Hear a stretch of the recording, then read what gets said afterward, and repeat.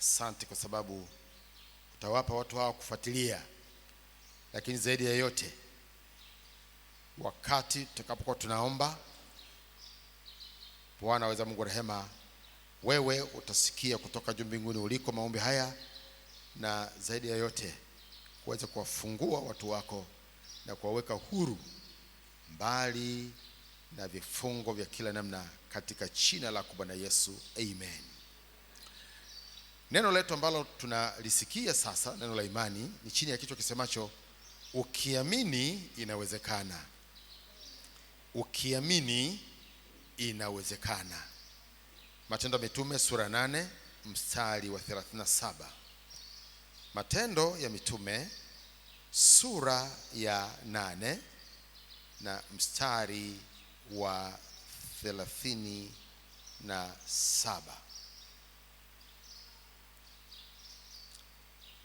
Filipo akasema, ukiamini kwa moyo wako wote inawezekana. Akajibu akanena, naamini ya kwamba Yesu Kristo ndiye mwana wa Mungu. Filipo akamwambia yule towashi wa Kushi, ukiamini kwa moyo wako wote inawezekana. Akajibu akanena, naamini ya kwamba Yesu Kristo ndiye mwana wa Mungu. Bwana Yesu asifiwe.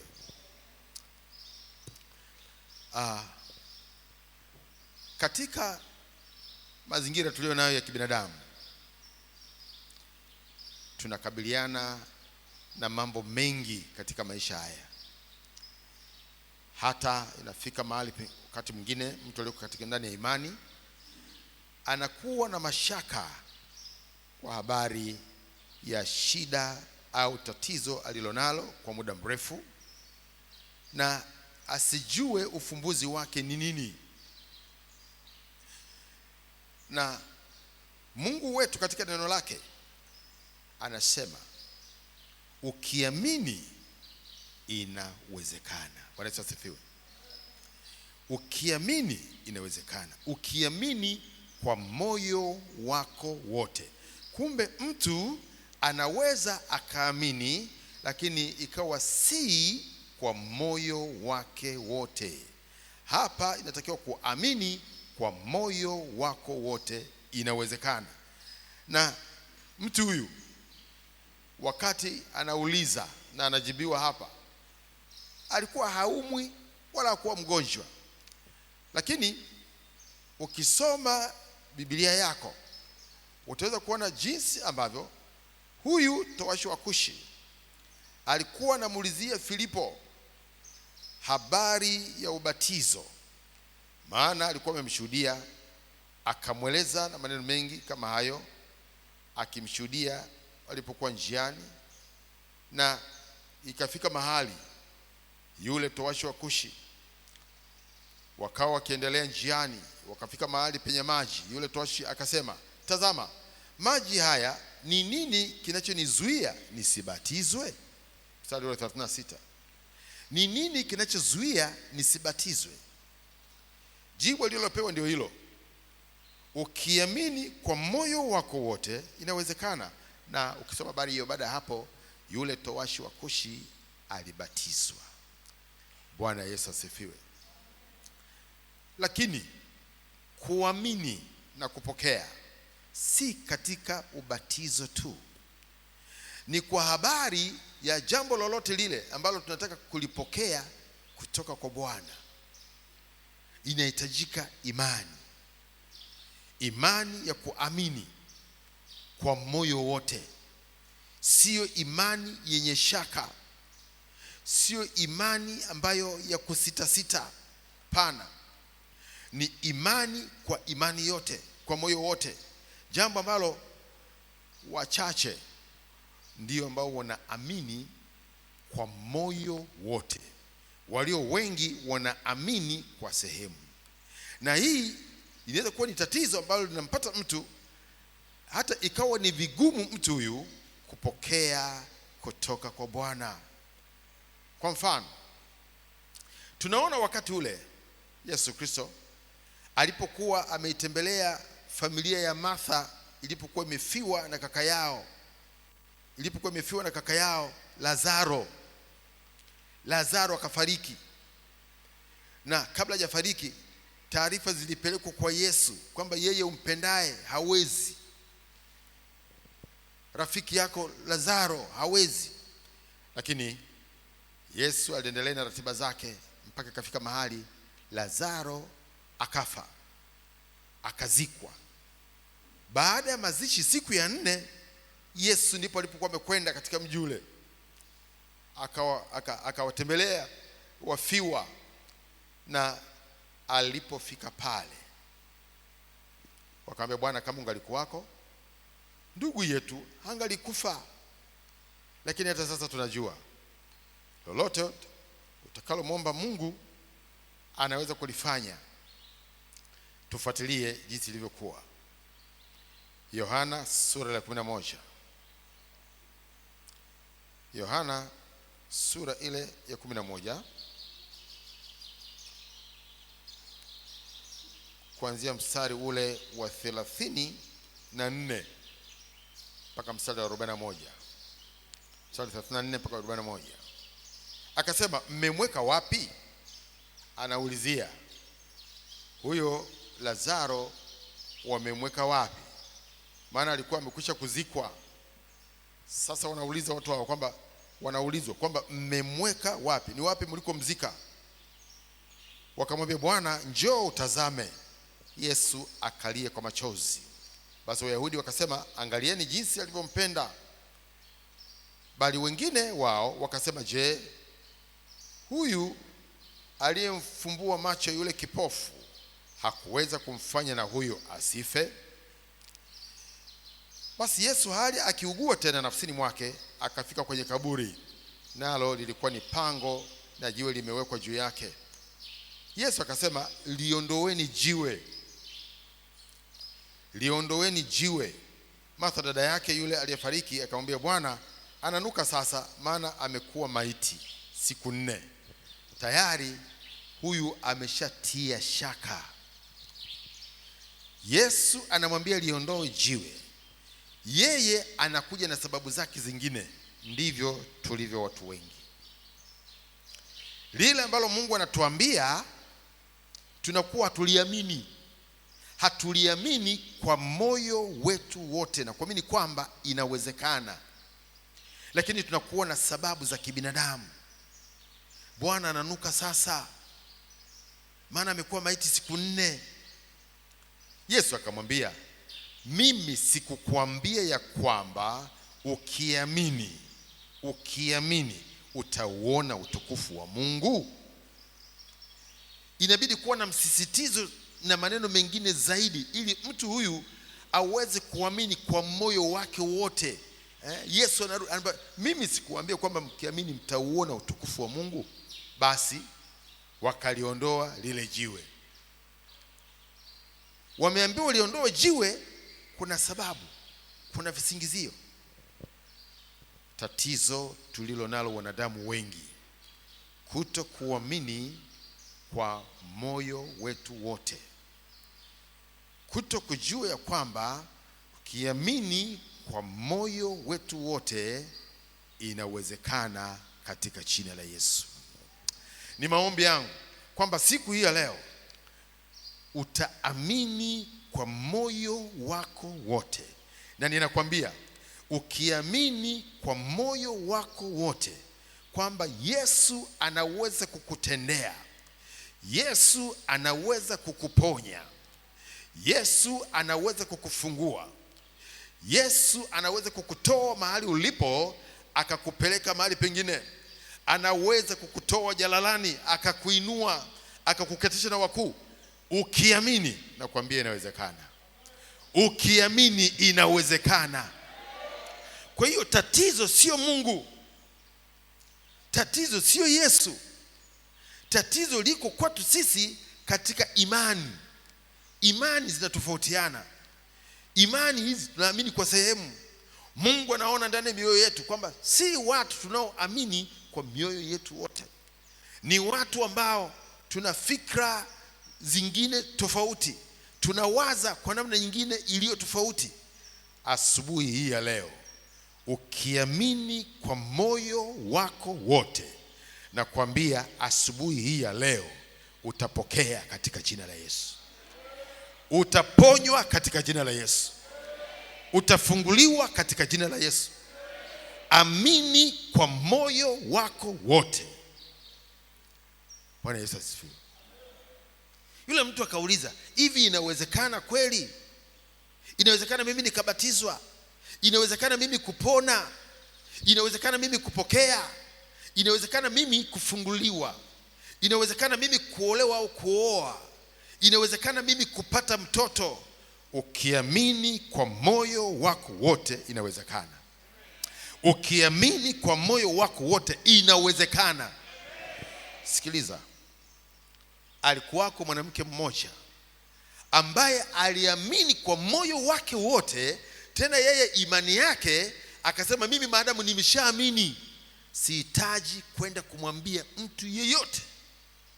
Ninachoamini mimi ni kwamba nikienda nikagusa pindo la vazi lake Yesu, ugonjwa wangu utaondoka, msiba wangu utaondoka. Huyu mwanamke akaamini kwa moyo wake wote, ndani moyoni, na ilikuwa ni siri yake. Kwa hiyo akaenda mahali alipo Yesu. Yesu alikuwa na mkutano mahali, watu wamejaa mahali pale, wamemzunguka yeye, naye akawa miongoni mwao. Lakini kuna jambo aliamini kwa moyo wake wote, moyoni mwake, kwamba nitakapokwenda mahali pale sihitaji kumwambia Yesu aniwekee mikono, wala sihitaji aniombee. Mimi ninajua lile vazi alilovaa lina upako. Nikigusa tu upindo wa vazi lake, ule upako ulioko katika nguo zake, mimi nitapona.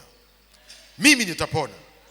Kumbe mtu huyu alikuwa ameamini, na kwa sababu aliamini iliwezekana. Kwa sababu aliamini alipokea. Luka sura ile ya 8 mstari 43 mpaka 48. Luka sura ile ya 3. Sura ya 8 mstari 43 mpaka 48. Na mwanamke mmoja ambaye ametokwa na damu muda wa miaka 12. Muda wa miaka 12, aliyekuwa amegharimiwa mali zake zote kwa kuwapa waganga, asipate kuponywa na mtu yeyote. Huyu mwanzo, katika hatua za mwanzo, alianza kwanza kujishughulikia mwenyewe. Alikuwa na fedha zake, alikuwa na vitu vyake, akaamini katika fedha, akaamini katika mali aliyokuwa nayo. Wengine wanaamini katika akili zao, wanaamini katika elimu walizo nazo, wanaamini katika utajiri wao, kwamba huo ndio utakaowaletea uponyaji. Mtu mmoja ambaye nilikutana naye alikuwa kama mtu huyu, akaamini katika alivyokuwa navyo. Kwa hiyo wakati anaenda kumhudumia, kumbe alikuwa na tiketi mkononi, anakwenda India. Alikuwa na kansa ya damu. Kwa hiyo hata mimi nilipokwenda pale kuzungumza naye, yani hakuelewa, kwa sababu aliamini kwa moyo wake wote juu ya tiba aliyokuwa naiendea India, na mkononi alikuwa na tiketi ya kwenda India. Kwa hiyo hakuamini katika maneno ambayo nilimwambia, na mimi niliona kwamba mtu huyu yuko mbali sana. Lakini akaenda India, akahudumiwa India, akabebeshwa na madawa mengi kutoka India, akarudi nayo Tanzania, lakini mtu yule bado hakuponywa. Ni mtu aliyekuwa anaongezewa damu kila wiki. Kila akienda kliniki anaambiwa damu imepungua, aongezewe damu. Kwa sababu walikuwa ni watu wenye fedha, walikuwa na uwezo kupata damu. Kwa muda mrefu sana yule baba akawa anaishi kwa kuongezewa damu, na matibabu aliyoyapata hayakumfaa kitu. Pesa alizozitumia, gharama kubwa aliyoingia, haikumsaidia kitu. Mpaka ndugu yake alipokuwa amerudi tena hapa, ambaye alikuwa yeye anaamini kwa moyo wake wote, kwa sababu kulikuwa na shuhuda ya mambo ambayo Mungu alimtendea. Kwa hiyo yeye akawa na imani kwamba huyu Mungu anaweza kumtendea hata huyu kaka yake. Alipokuwa amekuja hapa akasema, mtumishi, yani ni kweli kabisa kwamba ndugu yangu hawezi kuponywa kama jinsi ambavyo na mimi Mungu alinitendea. Nikamwambia, ndugu yako anaweza kuponywa lakini hana imani. Tangu wakati ule tumemwombea, wakati anasafiri kwenda India, hakuwa na imani. Kwa hiyo kwa sababu hana imani, hawezi kupokea kwa huyu Mungu ninayemjua. Lazima mtu aamini kwa moyo wake wote. Ndugu yako haamini. Akasema, ni hilo tu. Nikamwambia, ni hilo. Akasema, nitakwenda kuzungumza naye. Akaenda kuzungumza na yule ndugu yake. Akaambia, sikiliza, tumekwenda kila mahali, tumekwenda mpaka India, hukufanikiwa. Sisi hatuna msaada mwingine juu yako. Yani kinachosubiriwa hapa wewe sasa hivi ni kufa. Kama kuna kukusaidia sasa hivi ni Mungu ambaye wewe humwamini. Hebu geuza macho yako sasa kwa Mungu aliyekuumba, umwangalie yeye peke yake. Ukiamini kama jinsi ambavyo na sisi wengine tuliamini tukapokea, hata wewe unaweza kupokea. Lakini hapo ulipo, yani hapo unakabiliana na kifo, na usipoongezewa damu utakufa. Iko siku tutakosa damu ya kukuongezea, utakufa. Kuna gharama gani ya kumwamini Mungu? Kwa nini usimwamini Mungu? Ikawa ni kama amemzibua masikio. Mtu yule nafikiri alikuwa mbali sana, bado alikuwa anaangalia kwamba pesa alionayo inaweza kuendelea kumpatia damu. Hakujua kwamba damu haitengenezwi kiwandani. Damu inatokana na maisha ya watu wengine walio tayari kutoa damu zao. Ikiwa damu itakosekana wakati mmoja, mtu huyu kifo kitakuwa ni dhahiri. Ndipo huyu mtu akafunguka masikio. Ndipo alipoachilia moyo wake, akasema, kama ni hivyo, mimi nami ninahitaji Mungu aniponye, ninahitaji msaada wa Mungu. Akamwambia, sasa lazima uamini. Watumishi wa Mungu wamesema huna imani, hauamini. Wamesema mpaka utakapoamini utapona. Ninaamini sasa, waiteni watumishi wa Mungu waniombee, ninaamini. Tukaletewa taarifa hapa, yule mtu amesema sasa yuko tayari, anaamini. Tukaenda siku hiyo kwa maskofu, tukakuta watu wengi sana pale.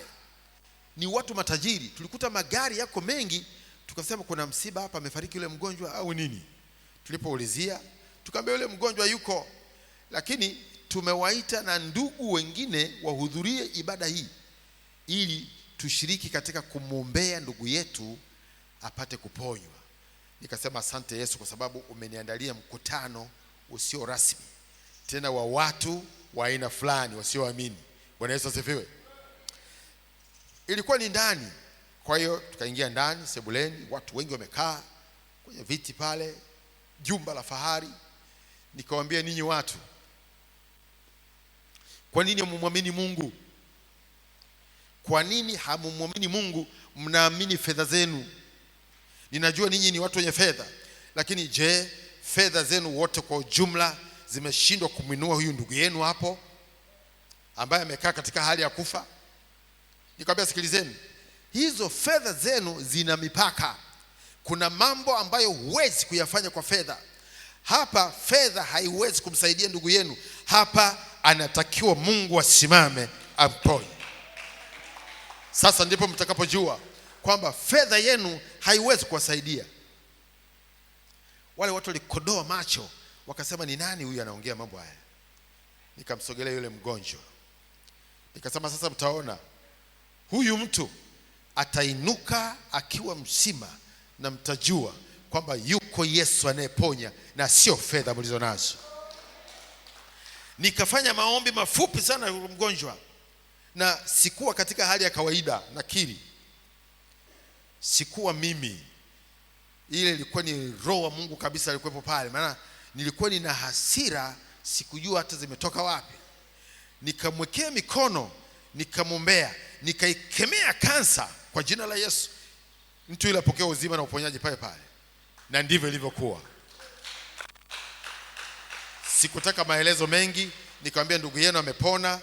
Nikachukua Biblia yangu, tukatoka nje. Rudini basi angalau mpate chochote. Nikamwambia, hapana, sisi ndio tumetoa, tutaki kutupokea chochote kutoka kwenu. Tukaondoka. Wiki iliyofuata wakaenda kliniki. walivyokwenda kliniki, yule mgonjwa akapimwa, akaonekana damu yake iko sawa sawa. Wakarudi wiki ya pili, wakarudi wiki ya tatu, wamesahaulishwa kabisa yale maombi, hawakumbuki. Mpaka wiki ya 4 mmoja akakumbuka, akasema, hivi tunakumbuka kwamba baada ya maombi aliyofanya yule mtumishi ndio hii damu imekaa sawa sawa? Wakasema ni kweli, ni kweli. Wakapiga simu, mtumishi, tunamshukuru Mungu, yule mgonjwa wetu baada ya maombi mpaka leo, yani damu yake haijapungua, amekuwa mzima kabisa. Mtu yule ni mzima mpaka leo tunaongea. Bwana Yesu asifiwe. Ukiamini kwa moyo wako wote inawezekana. Ukiamini kwa moyo wako wote inawezekana. Huyu mwanamke akaamini. Alivyoamini akaenda mahali alikuwapo Yesu, kama alikuwa tunasoma hapa katika kitabu cha Luka sura hii ya 8 kuanzia mstari wa 43. Na mwanamke mmoja ambaye ametokwa na damu muda wa miaka 12, aliyekuwa amegharimiwa mali zake zote kwa kuwapa waganga asipate kuponywa na mtu yeyote, alikwenda nyuma yake akaugusa upindo wa vazi lake, na mara hiyo kutoka damu kwake kulikoma. Yesu akasema, ni nani aliyenigusa? Basi watu wote walipokana, Petro akamwambia, Bwana mkubwa, makutano haya wanakuzunguka na kukusonga. Yesu akasema, mtu alinigusa. Yuko mtu aliyenigusa ambaye ameamini kwa moyo wake wote.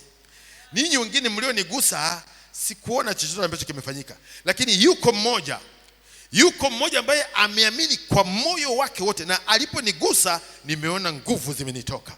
Ni nani huyo aliyenigusa? Bwana Yesu asifiwe. Yesu akagundua kwamba kuna mtu mmoja wa tofauti ambaye amemgusa, na yeye akatambua hivyo. Yesu akasema, mtu alinigusa, maana naona ya kuwa nguvu zimenitoka. Yule mwanamke alipoona ya kwamba hawezi kusitirika, akaja akitetemeka, akaanguka mbele yake, akamweleza mbele ya watu wote sababu yake ya kumgusa na jinsi alivyoponywa. Mara akamwambia, binti, imani yako imekuponya, enenda zako na amani. Imani yako uliyo nayo, umeamini kwa moyo wako wote kwamba ukiligusa vazi langu utaponywa. Sasa imani hiyo imekuponya katika jina la Yesu. Bwana Yesu asifiwe. Bwana Yesu asifiwe. Hivyo ndivyo ilivyo, kwamba watu wengi imani zetu ni tia maji. Ndio maana tunaweza kuona mtu atakwenda kuombewa mara ya kwanza, alafu atatoka pale, baada ya pale anataka kuangalia kitu gani kimetokea, huenda hajaona chochote kile ambacho kimetokea. Baada ya maombi yale tayari imani yake imetindika, maana alikuwa anajua kwamba mara baada ya kuombewa kuna jambo fulani litatokea. Sasa hajaona, mashaka ameshaingia. Mtu huyu hakuamini kwa moyo wake wote. Bwana Yesu asifiwe. Bwana Yesu asifiwe. Tuangalie mfano wa mtu mwingine hapa. Huyu mtu ambaye alikuwa mkuu wa sinagogi, ambaye binti yake aliugua karibu ya kufa, na sasa anahitaji Yesu amponye. Ilikuwaje? Luka sura 8 mstari wa 41 mpaka 42, alafu 49 mpaka 55. Luka sura 8 mstari wa 41 mpaka 42, alafu 49 mpaka 55. Na tazama, mtu mmoja akaja, jina lake Yairo, naye ni mtu mkuu wa sinagogi. Akaanguka miguuni pa Yesu, akamsihi aingie nyumbani kwake, kwa kuwa binti yake yu katika kufa, ambaye ni mwana pekee, umri wake amepata miaka 12. Na alipokuwa akienda, makutano walimsonga. Twende sasa kufupisha habari, mstari wa 49 mpaka 55. Alipokuwa akinena hayo, alikuja mtu kutoka nyumbani kwa yule mkuu wa sinagogi, akamwambia, binti yako amekwisha kufa, usimsumbue mwalimu, kwamba ulikuwa umeenda kumwita Yesu amponye binti yako ambaye ni mgonjwa. Sasa yule mgonjwa amekufa, usimsumbue tena Yesu. Maana wao walichokuwa najua ni kwamba anaweza kumponya mgonjwa, lakini anapokuwa mgonjwa amekufa, hakuna wezalo tena kulitenda. Kwa hiyo anatoa taarifa hiyo, binti yako amekwisha kufa, usimsumbue mwalimu. Mstari wa 50. Lakini Yesu aliposikia hayo alimjibu, usiwe na hofu, amini tu naye ataponywa. Hebu sikia maneno ya Yesu. Anamwambia yule mkuu wa sinagogi ambaye ameletewa habari kwamba binti yake amekwisha kufa, na wakati walikuwa ni njiani, yuko na Yesu, wako njiani wanaelekea nyumbani kwa yule mkuu wa sinagogi, taarifa zinakuja, mgonjwa amekufa, usimsumbue tena Yesu. Yesu mwenyewe anasema hivi, usiogope. Anamwambia usiogope, usiogope. Lakini Yesu aliposikia hayo alimjibu, usiwe na hofu, amini tu naye ataponywa. Tuendelee hapo. Alipofika nyumbani hakuacha mtu kuingia pamoja naye ila Petro na Yohana na Yakobo na babaye yule mtoto na mamaye. Na watu wote walikuwa wakilia na kuomboleza. Sasa ni msiba huko nje, watu wanalia huko nje, watu wanaomboleza. Akasema, msilie, hakufa huyu, bali amelala usingizi tu. Wakamcheka sana, maana walijua ya kuwa amekwisha kufa. Sikiliza, sio mara moja, sio mara mbili. Mtu anapokuwa ameamini kwa moyo, akawa anataka kuombewa, anataka maombi, wakati wengine watakuwa wanakulilia kwamba yani wao wameshakata tamaa, kwamba yani wewe ndio basi unakufa. Unashangaa watu wanalia, unashangaa watu wanakaa vikao wanakujadili kwamba sasa itakuwaje. Wengine wanasema msafirisheni huyu, maana sasa ni heri akisafiri sasa hivi bado akiwa ni hai, gharama inakuwa ndogo, lakini akitufia hapa itabidi tuanze kukodi sio makosta na nini. Unawasikia watu hao wanazungumza hivyo, wanaanza kuomboleza, wanaanza kupanga mipango mbalimbali. Wewe unaambia kwamba jamani nipelekeni nikaombewe. Wengine wanacheka eti nataka akaombewe nini? Nakwambia hivi, inapokuwa ni wewe umefika katika hatua kama hiyo, endelea kuamini. Wewe amini tu, amini kwa moyo wako wote kwamba Mungu atakuponya, kwamba Mungu atainuka kwa ajili yako, kwamba Mungu atakutendea. Bwana Yesu asifiwe.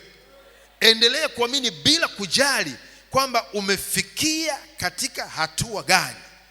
Umefikia katika hatua ambayo wengine wanasema kwamba mtu huyu hauwezi kupona, mtu huyu atakufa bila shaka.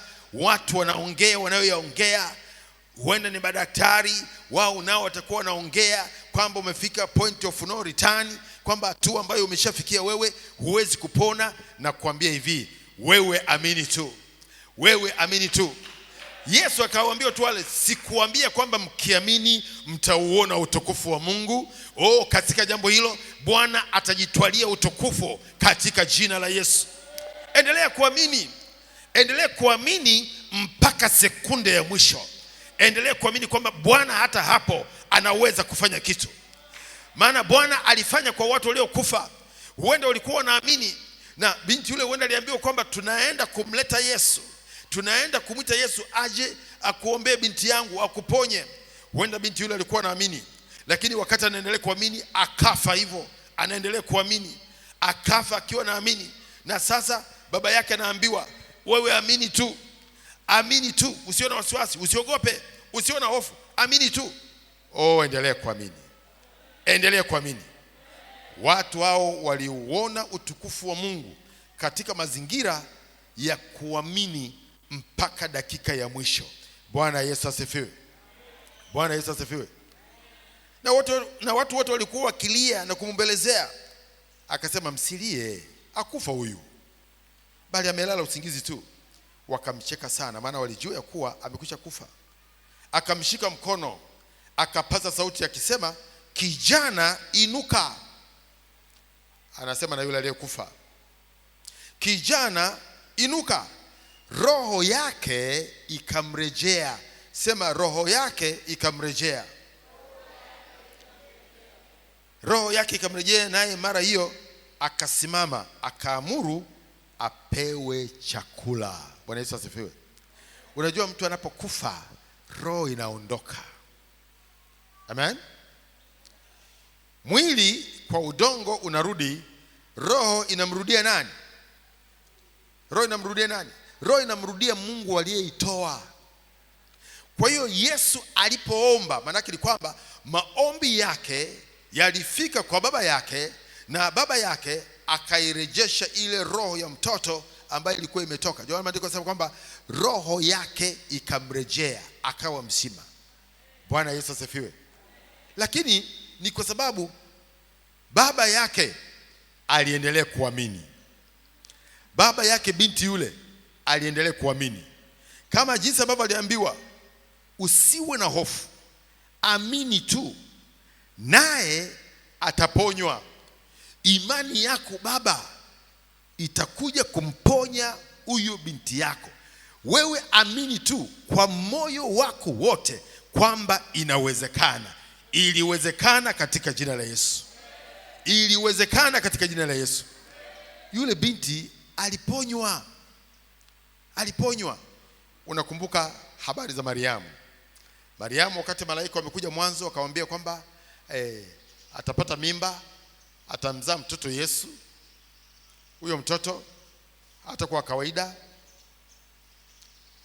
Mariamu akauliza, litakuwaje neno hili? Hilo neno hilo la mimi kupata mimba, hilo neno la mimi kuzaa mtoto, litakuwaje? Maana mimi simjui mume. Bwana Yesu asifiwe. Mariamu akatia shaka kwamba inawezekana vipi malaika aniletee habari hizi wakati mimi sina mwanamume, na kwa kawaida ya wanadamu, kwa kawaida ya viumbe, kwa kawaida aliyoiumba Mungu, lazima awepo mwanamume ambaye mbegu yake ndiyo itakayosababisha mtoto kuzaliwa. Neno hili litakuwaje? Maana sijui mume mimi. Bwana Yesu asifiwe. Mariamu alitia shaka. Akona, hivi kweli inawezekana kuzaa mtoto bila ya mwanaume? Twende katika habari hiyo. Luka sura ya kwanza mstari wa 30 mpaka 37. Luka sura ya kwanza mstari wa 30 mpaka mstari wa 37. Malaika akamwambia, usiogope Mariamu, kwa maana umepata neema kwa Mungu. Tazama, utachukua mimba na kuzaa mtoto mwanamume, na jina lake utamwita Yesu. Huyo atakuwa mkuu, ataitwa mwana wa aliye juu, na Bwana Mungu atampa kiti cha enzi cha Daudi baba yake. Ataimiliki nyumba ya Yakobo hata milele, na ufalme wake utakuwa hauna mwisho. Mariamu akamwambia malaika, litakuwaje neno hili? Maana sijui mume. Malaika akajibu akamwambia, Roho Mtakatifu atakujilia juu yako, na nguvu zake aliye juu zitakufunika kama kivuli. Kwa sababu hiyo, hicho kitakachozaliwa kitaitwa kitakatifu, mwana wa Mungu. Tena tazama, jamaa yako Elisabeti naye amechukua mimba ya mtoto mwanamume katika uzee wake. Anapewa taarifa za muujiza mwingine ambao Mungu ameufanya kwa mwanamke mmoja anaitwa Elisabeti. Mume wake alikuwa anaitwa Zakaria. Walikuwa ni wazee, hawana mtoto. Sasa malaika huyu naye anatoa taarifa hizo kwamba tazama, jamaa yako Elisabeti naye amechukua mimba ya mtoto mwanamume katika uzee wake, na mwezi huu ni wa 6 kwake yeye aliyeitwa tasa, kwa kuwa hakuna neno lisilowezekana kwa Mungu. Kwa kuwa hakuna neno lisilowezekana kwa Mungu. Wewe amini tu kwa moyo wako wote. Biblia inasema kwa kuwa hakuna neno lisilowezekana kwa Mungu, ikiwa mtu ataamini kwa moyo wake wote katika jina la Yesu. Bwana Yesu asifiwe. Bwana Yesu asifiwe. Akaambia Mariamu, sio shughuli yako. Wewe amini tu kwamba maneno yale ambayo Mungu amesema kwamba utachukua mimba na utazaa mtoto mwanamume, umwite jina lake Yesu, itakuwaje? Sio shughuli yako. Maana atakujilia juu yako Roho Mtakatifu, na nguvu zake aliye juu zitakufunika kama kivuli. Kwa sababu hiyo, hicho kitakachozaliwa kitakuwa kitakatifu. Sikiliza, Mungu anapofanya kwa njia zake, mwanadamu huwezi kuambua kitu. Akili zetu haziwezi kuambua kitu. Hata kama una shahada 2, 3 na shahada hata 10 za chuo kikuu, haziwezi kuambua kitu. Sababu mambo ya Mungu yanatambulikana kwa Roho wa Mungu. Bwana Yesu asifiwe. Bwana Yesu asifiwe. Kwa hiyo akaambiwa kwamba nguvu zake aliye juu zitakufunika kama kivuli. Nguvu zake yeye aliye juu zikikufunika kama kivuli, tayari mambo ambayo yalikuwa yawezekani kibinadamu sasa yanawezekana kwa jina la Yesu. Nguvu zake yeye aliye juu zikikufunika, ugonjwa ambao umeshindikana kuponywa kwa madaktari walio wanadamu, ugonjwa huo utatoweka mara moja katika jina la Yesu. Nguvu zake yeye aliye juu zikikufunika, mikosi na laana na uchawi na mabalaa na vitu vingine vyote ambavyo vilikuwa vinakutumikisha, vinakutesa, vinakufanya wewe ni mtu wa kuteseka, unaugua, huelewi na kuwaje. Nguvu zake yeye aliye juu kwa Roho wake Mtakatifu zikikufunika, hayo yote ni kufumba na kufumbua, yanaondoka kwako katika jina la Yesu. Nguvu zake leo ziko hapa. Nguvu zake Yesu leo ziko hapa. Nguvu za Roho leo ziko hapa. Zikikufunika hizo nguvu, chochote kile ambacho ulikuwa unaona hakiwezekani kibinadamu, nguvu zake yeye zikikufunika, yasiyowezekana kwa wanadamu yatawezekana kwa jina lake Yesu, katika jina la Yesu. Tunasikia shuhuda hapa za watu ambao walikuwa hawana watoto, leo wanashuhudia kwamba wamepata watoto. Ni kwa sababu nguvu zake yeye aliyo juu zilimfunika mtu huyo anayehusika, na chochote kile ambacho kilikuwa kinazuia kiliachia katika jina la Yesu. Chochote kinachozuia wewe usifanikiwe, kinachozuia wewe usiweze kuvuka, kila ukienda kuna mahali unakwama, kila ukienda kuna mahali kuna kizuizi, nguvu zake yeye aliyo juu zitakufunika siku ya leo. Nguvu zake yeye zitakufunika siku ya leo, na chochote kinachozuia leo kitashindikana katika jina la Yesu. Bwana Yesu asifiwe. Bwana Yesu asifiwe. Wakati mmoja neno likamjia Yeremia katika Yeremia 32 mstari ule wa 26 mpaka mstari wa 27. Neno likamjia Yeremia katika yeye haya ambayo yanawafanya watu wanashindwa kupokea kwa kutokuamini. Wanamwekea Mungu mipaka, kwamba mambo yale ambayo hawayawezi wao wenyewe wanadhani kwamba na Mungu pia hawezi. Yeremia 32 mstari wa 26 mpaka mstari wa 27. Ndipo neno la Bwana likamjia Yeremia kusema, tazama, mimi ni Bwana Mungu wa wote wenye mwili. Je, kuna neno gumu lolote nisiloliweza? Kuna neno gumu lolote nisiloliweza? Mimi ni Bwana Mungu wa wote wenye mwili. Wote wenye mwili. Je, kuna neno lolote gumu nisiloliweza? Ukiamini leo inawezekana. Ukiamini kwa moyo wako wote kwamba jambo hili ambalo limenisumbua. Mwanamke huyo akaamini. Damu ambayo alitokwa nayo miaka 12. Mimi sijui tatizo ulilo nalo limekusumbua kwa miaka mingapi. Lakini huyu aliamini baada ya kuteseka miaka 12. Amehangaika, ameuza alivyokuwa navyo, amekwenda kwa waganga, imeshindikana. Mwishoni akapata neema ya kuamini. Mwishoni amefilisika. Mwishoni, ngoja nikwambie, haijalishi. Huenda umehangaika sana. Huenda umewaendea waganga wengi, umewaendea watu wengi. Huenda umepewa ripoti kwamba tatizo ulilo nalo haliponyeki, ugonjwa ulio nao huwezi kupona.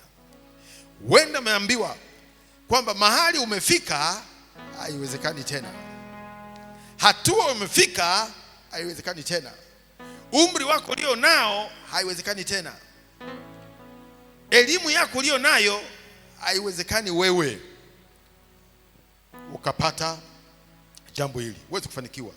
Huna elimu. Huenda umefika mahali pa namna hiyo. Mungu anasema, mimi ni Bwana Mungu wa wote wenye mwili. Je, kuna neno gumu lolote nisiloliweza? Usipoliweza wewe, linawezekana kwa Mungu.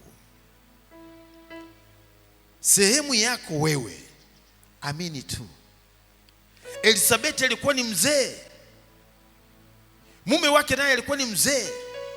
Wameomba, baada ya kuona umri ule hauruhusu tena wao kuzaa, basi wakaacha maombi hayo. Maana walikuwa najua kwamba kama ni kuzaa, tunaweza kuzaa katika umri huu. Lakini sasa tumeshapita huo umri, hakuna haja ya maombi tena. Ndipo Mungu alipowajia katika uzee wao. Zakaria ni mzee, Elisabeti ni mzee. Katika namna ya kawaida ilikuwa haiwezekani, lakini nguvu zake yeye aliye juu lilipowafunika, zile nguvu zilipowafunika, yale yasiyowezekana kwa wanadamu, kwa Mungu yaliwezekana. Nguvu za Mungu leo zitakufunika. Lile ambalo umekuwa ukiona kwamba haliwezekani, leo kwa nguvu za Mungu linawezekana. Sehemu yako wewe, amini kwa moyo wako wote kwamba, je, hivi ni kweli kwamba mimi niweze nikafanikiwa, nikapata pesa, nikawa na maisha, na mimi nikajenga nyumba ya kuishi, na mimi nikawa na familia? Akili zako zinapoishia, ndipo mahali Mungu anaanzia. Yule mwanamke, akili zake zilipoishia katika ugonjwa wa kutokwa na damu, amefilisika, vyote alivyokuwa navyo ameuza, amewapa waganga, hakupona. Ndipo Mungu alipoanzia akamponya kwa dakika moja tu. Kufumba na kufumbua, damu ikakoma, akawa amepokea uzima. Bwana Yesu asifiwe. Bwana Yesu asifiwe. Amini kwa moyo wako wote leo. Amini kwa moyo wako wote leo. Unakumbuka wakati ule wa Ibrahimu na Sara. Ibrahimu akiwa na miaka 99 na Sara akiwa na miaka 89, akawajia malaika na kuwaeleza, majira kama haya mwakani mtakumbatia mwana. Sara akacheka. Malaika akauliza, wale wageni walikuja kama wageni wanadamu, akauliza, Sara anacheka nini? Akasema, hapana, sijacheka. Akamwambia, umecheka. Alikuwa anacheka kwamba hivi inawezekana kweli mwanamke mzee mkongwe wa miaka 89 akakumbatia mtoto mchanga, alafu akawa anamnyonyesha kwa maziwa yake? Hivi ni jambo ambalo linawezekana kweli? Lakini akaambiwa, Wale watu wakamjibu katika kitabu kile cha Mwanzo sura ya 18 mstari wa 14. Wakamwambia Sara maneno haya. Mwanzo 18 mstari wa 14. Wakamwambia Sara maneno haya. Labda tuanze mstari wa 12 kidogo mpaka huo mstari wa 14. Tuanze 12. Kwa hiyo Sara akacheka moyoni mwake akasema, niwape mkongwe nitapata furaha na bwana wangu mzee? Bwana akamwambia Ibrahimu, mbona Sara amecheka akisema, mimi kweli nitazaa mwana nami ni mzee? Mstari 14. Kuna neno gani lililo gumu la kumshinda Bwana? Kwa muhula wake nitamrudia wakati huu mwakani, na Sara atapata mwana wa kiume. Bwana Yesu asifiwe. Na ndivyo ilivyokuwa. Katika muhula ule mwaka uliofuata, Sara akazaa mtoto wa kiume, akamwita jina lake Isaka. Bwana Yesu asifiwe. Kuna neno gani la kumshinda Mungu? Ukiamini kwa moyo wako wote mchana huu leo, unakwenda kupokea katika jina la Yesu. Shida iliyoko, watu wengi hawaamini. Na tunapozungumzia kumwamini Yesu, kama ni mtu ambaye unamwamini Yesu kwa moyo wako wote, mtu wa namna hiyo lazima atakuwa ni miongoni mwa watu ambao wametoa maisha yao kwa Yesu. Haiwezekani kumwamini Yesu kwa moyo wako wote alafu uwe ni mtu ambaye hujaokoka. Sio kweli. Kwa hiyo itadhihirika kama ni mtu ambaye umemwamini Kristo kwa moyo wako wote, Yesu atafanyika kuwa Bwana katika maisha yako. Yesu atakuwa ni Bwana maishani mwako, na wewe utakubali kuwa mtumwa wake katika jina la Yesu. Yeye atafanyika kuwa Mwokozi na mkombozi wa maisha yako. Maana hahitaji kukukomboa na kukutoa katika vifungo ulivyo navyo, na kukutoa katika msiba uliokupata, na kukutoa katika magonjwa, na kukutoa katika hali iwe yoyote.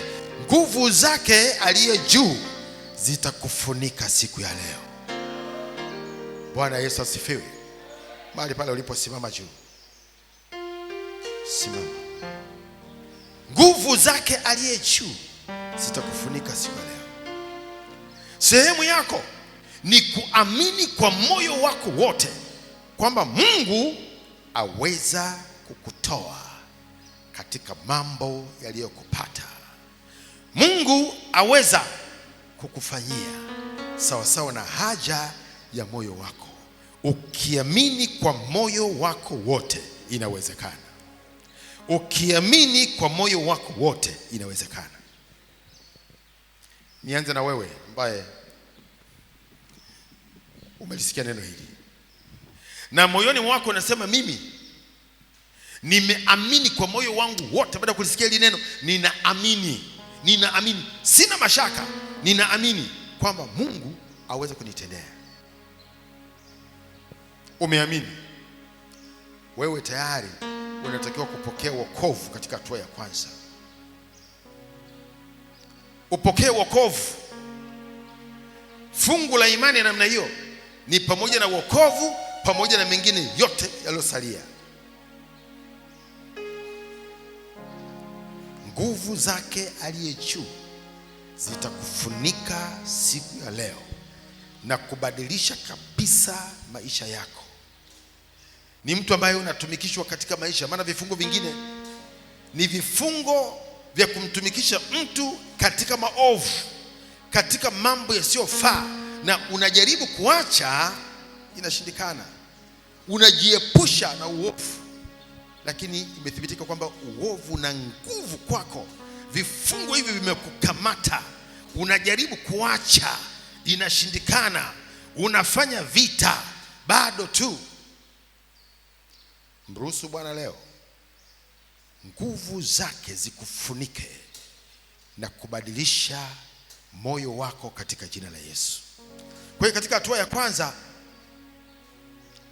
wewe ambaye bado ulikuwa hujatoa maisha yako kwa Yesu, leo Bwana anahitaji uamini kwa moyo wako wote, hata habari za wokovu.